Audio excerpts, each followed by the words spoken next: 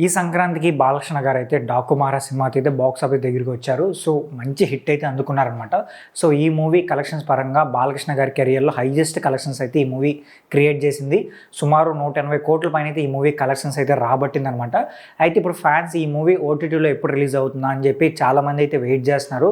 But already ఫిబ్రవరి 9వ తేదీన అయితే ఈ మూవీ రిలీజ్ అవ్వాలి. కానీ కొన్ని టెక్నికల్ ఇష్యూస్ వల్ల అయితే ఈ మూవీ రిలీజ్ అవ్వలేదు. సో నెక్స్ట్ వీక్ అయితే రిలీజ్ చేయబోతున్నట్టుగా నెట్ఫ్లిక్స్ అయితే చెప్తుంది.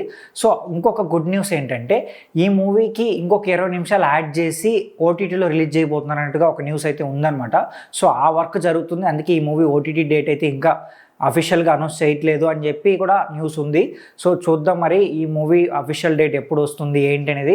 బట్ ఇదైతే ఫ్యాన్స్కి అయితే గుడ్ న్యూస్ అని చెప్పాలి. ఎందుకంటే థియేటర్లో చూసిన డ్యూరేషన్ కన్నా ఇప్పుడు ఒక ఓటీటీలో ఇంకొక 20 నిమిషాలు ఎక్కువ చూడొచ్చు కాబట్టి సో ఫ్యాన్స్ అయితే ఈ విషయం తెలియగానే కొంచెం హ్యాపీ ఫీల్ అవుతున్నారు. అయితే దీనిపైన మీరేమనుకుంటున్నారో కూడా కింద కామెంట్ చేయండి. అలాగే ఈ వీడియో నచ్చితే మా ఛానల్ సబ్స్క్రైబ్ చేయండి.